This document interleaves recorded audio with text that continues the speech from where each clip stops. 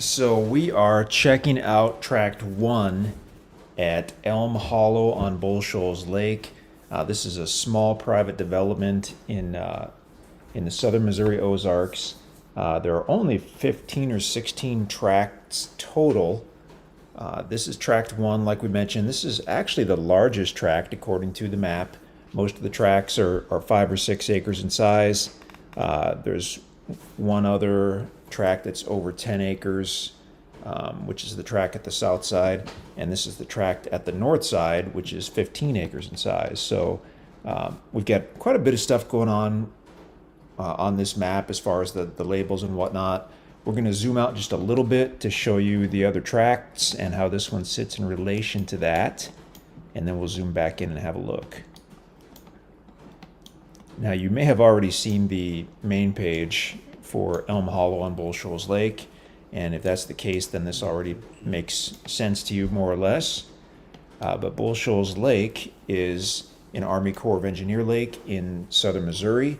It was created in the 1950s by building a gigantic dam down in Arkansas and backing up basically a couple arms of a major river, which created a gigantic lake. Bull Shoals Lake has something like 60,000 acres of water, and this happens to be toward the east part of the lake. While we're here, why don't we go ahead and zoom out? We're using the Land ID interactive map, formerly called the MapRight interactive map, but they just changed the name very recently, so we're still trying to get used to that. Okay. So here's, keep an eye on the Elm Hollow tracks right there. And as we zoom out a little bit, we'll at least show you where we are in relation to Springfield. So here's Springfield, Missouri, up here to the left. That's the largest city in southern Missouri by far. It's got a nice little airport that has tons of direct flights, easy access. If you're going to the property from Springfield, you would just go south on Highway 65 toward Branson. This is the famous Branson, Missouri, down here. But just a few miles before you get to Branson, you would go east on Highway 160. We'll zoom in on that. Okay, so off of 65 before you get to Branson. I mean, go check out Branson. Branson's a lot of fun, and they're adding new stuff all the time. You're going to go east. If you do go to Branson, you can. It's not that much further to the property. You would just take Highway 76 to the east, which would cross over one small arm of the lake, and then you can meet up with 160. But if you're bypassing Branson, which is quicker because then you won't be stopping to check out Branson, I guess, you're going to go east on Highway 160. You'll follow that around. You'll go through the little town of Forsyth, a couple other smaller towns. The green shaded areas that you see, those are the Mark Twain National Forest. So that's land that's open for public hunting and recreation. Keep going on Highway 160, and you will come to the little town of Theodosia, Missouri, which is right there. There's Theodosia. Excuse me. It's a small town, but it's well known. Anybody who's been to Bull Shoals Lake has probably been to Theodosia. There's a couple marinas there. There's different stores and restaurants and whatnot. And on the northern part of the lake, for sure the northeastern part of the lake, it kind of is the main town. And then from Theodosia, it's super easy. These labels are clustering up, so they don't look that good. But on the map here. But from Theodosia, all you do is keep going east on 160. You'll cross the big bridge over Bull Shoals Lake. Go, I think, another mile or two, and then you'll go south on Highway HH. So you go right or south on HH. You go really just about a half a mile, and you go east on County Road 618. And this map is a little messed up actually, so we're going to go to the Google map. Okay, so you go east on 618, and Google Map has got us kind of confused as well. It's showing 618 going up through this guy's field, but 618 comes east off of HH, and follow my little Mickey Mouse glove hand there. Goes right down to the Elm Hollow tracts, and then continues going down, borders the east side of those tracts.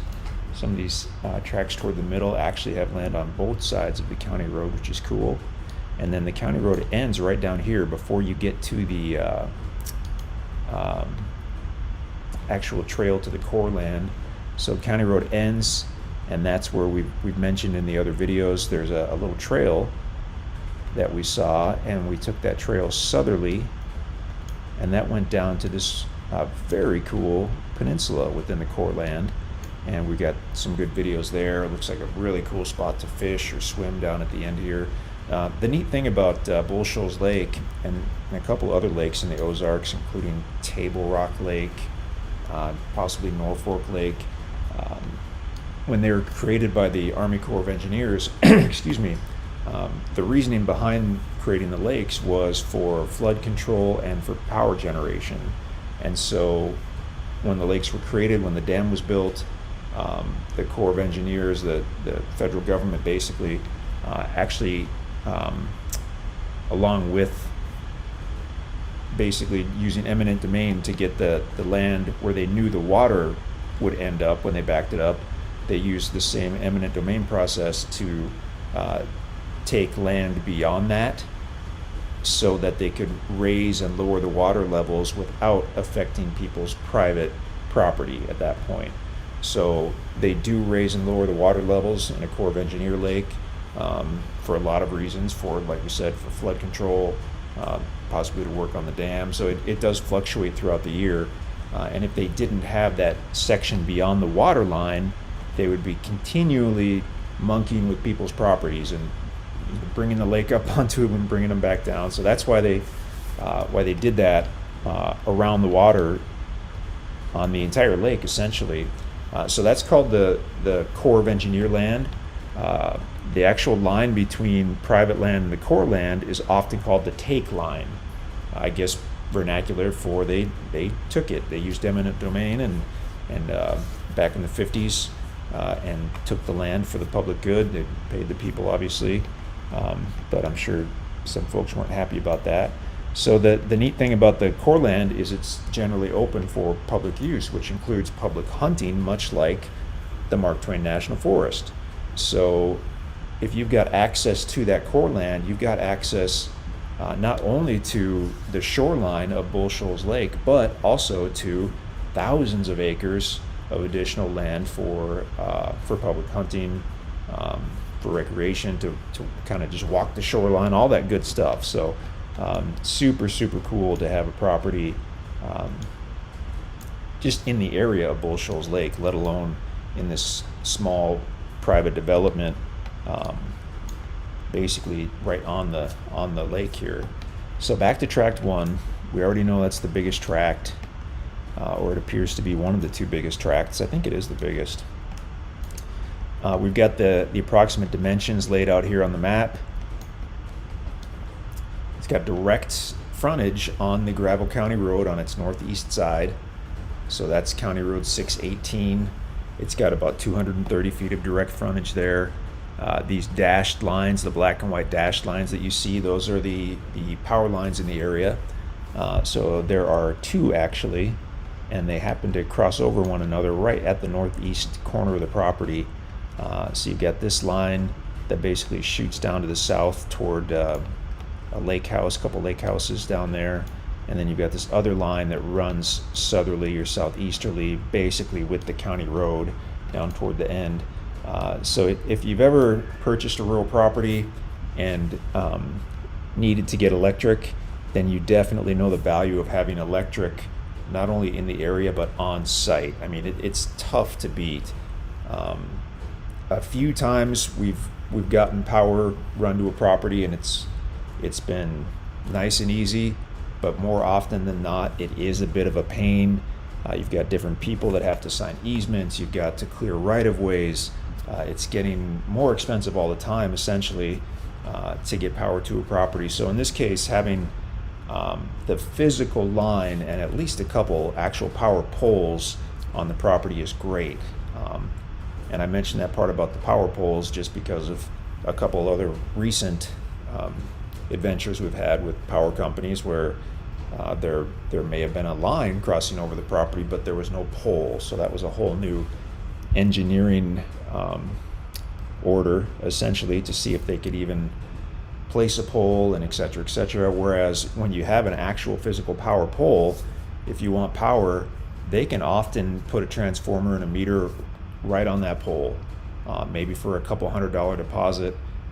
It just depends on the power company, but it's a good thing to have a power pole itself on the property if you ever want power. And even if you don't, it adds tremendous value to your property to have the power on site like that. So we've got the county road frontage, we've got the power line on site crossing over the east side. The property, as you can see, is probably 90% wooded. You'll have all types of different species of trees out here, everything from cedar trees to red oak, white oak, elms. I'm sure in Elm Hollow, this is named Elm Hollow because that was what the original topo maps from the 1950s had labeled this area. They labeled it Elm Hollow, so that's the name Elm Hollow on Bull Shoals Lake. That's where that came from. We can, using this map writer, this Land ID interactive map, we can change the base map. They give us a few different options as far as several different satellite maps. This one is just called satellite, but we also could try a Google map, which will likely show it at a slightly different time of the year. That's more of a probably late summer, and that's the Google base map, but you can see heavily wooded.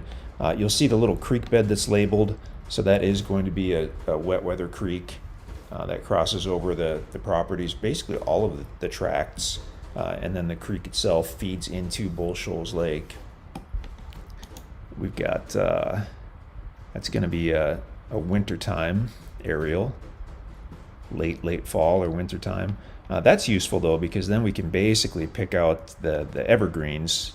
You can see the green trees. So those are either cedar or pine or a mixture of both, with the other trees likely being hardwood trees. I'm not sure what that really doesn't do anything for us. Let's go back to, how about a Google map again? So if you watch the ground video, I believe that when we took the ground video, we just pulled right off the county road in the truck, and there was a nice open spot. It's not where you could park or build permanently because it's too close to the county road, but it's where we parked for the video. And I think we walked westerly and got somewhere in here. If you watch the video I'm thinking of, the gentleman who took the video found a couple nice pretty areas toward that north side. There looked like some kind of old structure that had probably fallen down years ago. I'm talking like a small structure, like a shed or something. And I was thinking maybe we could see that as we look at the Google map. I'm not sure though, although this looks like a kind of a man-made open area. In fact, it looks like there's some type of circle there. That's interesting. Be fun to explore. As far as topography, this is going to be the highest, I believe, up by the county road. Slopes down obviously toward the creek bed, and then once you cross the creek bed it slopes back up. But let's switch over to a topo map and see what that's going to show us. Okay, we have two different topo maps, so we'll look at them both. This is called modern topo, and this is showing us just what we already thought. Slopes down, creek bed's the lowest part, slopes back up. I would rather use this other topo that that's a little messier, but it is definitely more detailed. I wonder if I can turn these labels off for just a minute. I'm going to try to do that. Did we already cover the dimensions? 230 on the county road, about 950 going back to the west, 950 north to south along that west side. and then the diagonal leg is about 1320. Okay, let's see about turning those labels off. Okay, that might be a little easier. The arrows are still on, but that's okay. So this topo map is telling the same tale as the last one, but it appears to be a little more detailed. The property is going to be the highest on the north side, so really by the county road, and then this north part. As you move southerly toward the creek bed, it slopes down, and then as you continue southerly past the creek bed, it slopes back up. Now, a couple things I want to look at when we're looking at these older topo maps. One of the reasons we like them more than the newer ones are they differentiate between wooded areas and more like a meadow or a pasture or some type of open area at the time the map was made. So this map was likely made in the 1950s. The greenish areas are indicating that those were wooded areas, and the white areas are indicating areas that were open meadow or pasture. And it's showing that the northern part of this property, and also part of the northeast side, was at some point open meadow or pasture, which makes sense because it appears to be about the most level part of the property. As we look at these contour lines, and just a super quick contour line tutorial, the contour lines are indicating the change in elevation on the property. On this map, like many of the ones you'll see, the total elevation change between two contour lines is 20 feet. So if you're looking between 5 lines, that's a total change of 100 feet, and every 5th line on a topo map like this is going to be a thicker, darker line. So like if you look over here, you'll see the number 800, and that's at a thicker, darker line. That's indicating that that point is 800 feet above sea level, and you can follow that line around, that thick line, and it'll stay thick. The 800-foot line or any line stays the way it is. So down here by the creek bed, we know that that's about 800 feet above sea level. So that's going to be the lowest part of the property, is just below 800 feet above sea level, because the creek could be a little lower, I'm sure. And then as we go up, we go from 800, 820, 840, 860, 880, and then just about 900 feet. So 900 feet being about the highest point on the property toward this northeast side. So you know you've got about 100-foot elevation difference from the county road down to the actual creek bed. So because the contour lines are indicating elevation change, the spacing of the lines is what's important on a topo map. So when the lines are closer together, it's indicating more steepness, and when they're further apart, it's indicating more flatness. So this northern part, if you look at the large spacing between the contour lines up here, specifically this northern several hundred feet, that's potentially almost level. It likely would have quite a few level areas, because even what contour lines can't do very well is show a very detailed kind of picture of the land. They can, but you're getting into a much more complicated topo map. So this northern part is likely an area where it may slope, level out, slope, level out, slope, level out. I'm just guessing based on the ground video that one of our guys took, because he did find what appeared to be some very level areas on this north side. As you go southerly toward the creek, now look how the lines get closer.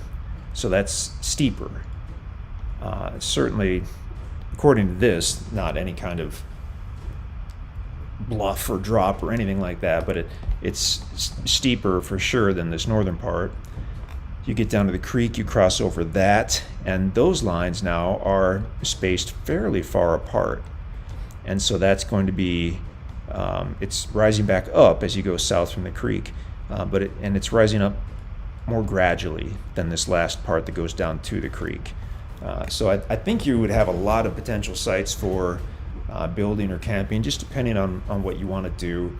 Obviously, the quickest and easiest would be this northern part.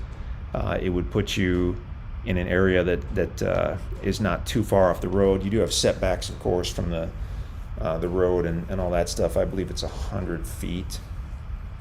Check the listing page for specifics, but that could potentially be a great spot to build if you wanted something, maybe a little cabin with a walkout style basement. I mean, you've got a south facing slope and a north facing slope. I always forget which one is preferable. I'll have to look that up.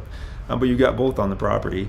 And then toward the south side across the little creek bed, you probably have more than enough area if you wanted something with a fairly level yard there as well. So, and again, the creek bed, keep in mind that will have water in it sometimes throughout the year, but it is not a year-round creek. So you certainly would not want to build too close to that because with the massive amount of rain, you could have quite a bit of water. But the nice thing is, if you look at the contour of this, I mean, you're just not going to get, there's not going to be much area that would be in danger of getting wet, no matter what kind of volume of water you had going through here.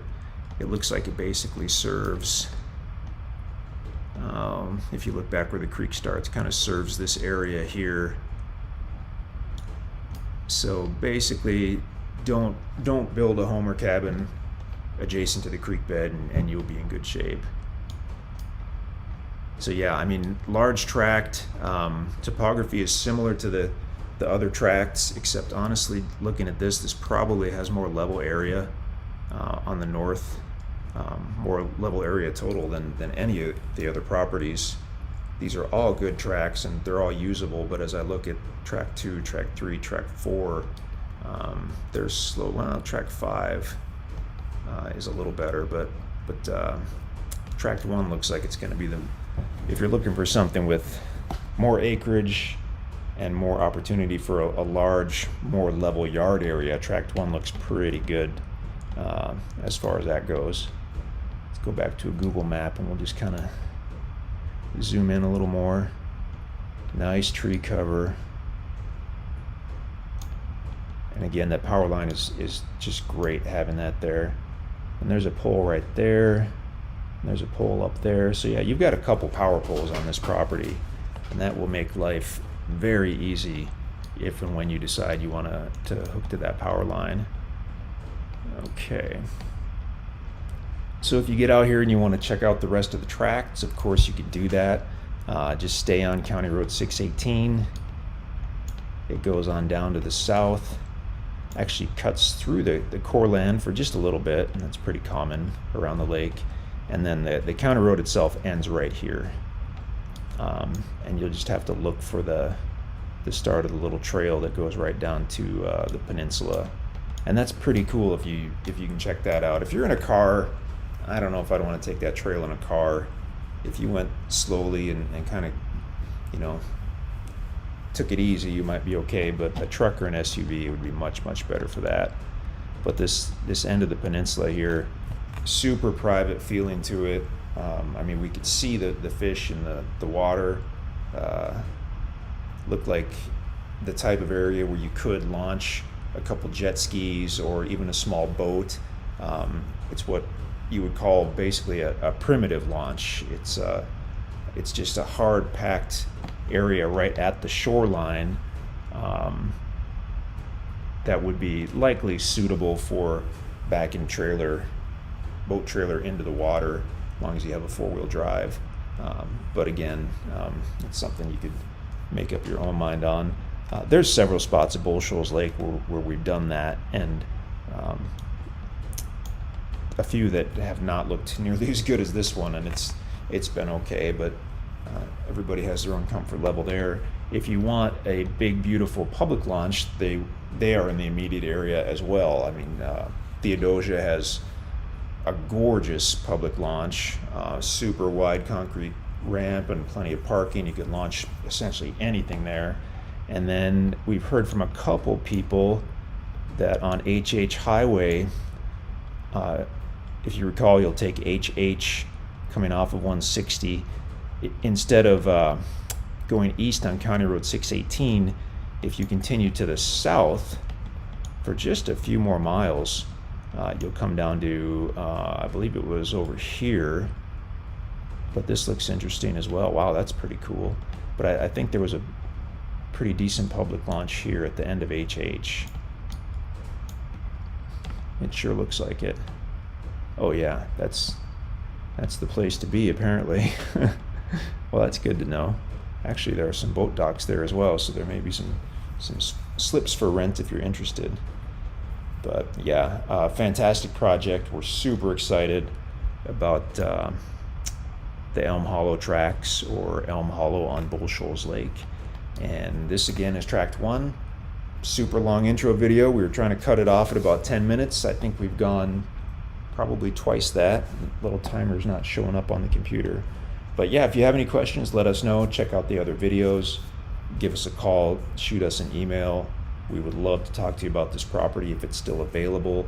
If not, we can let you know what we have and what may be coming up. There probably won't be anything else coming up like these tracts, because it took us years to find this project, and who knows if we'll find another. But we are excited about these, so give us a call, and we'd love to talk to you.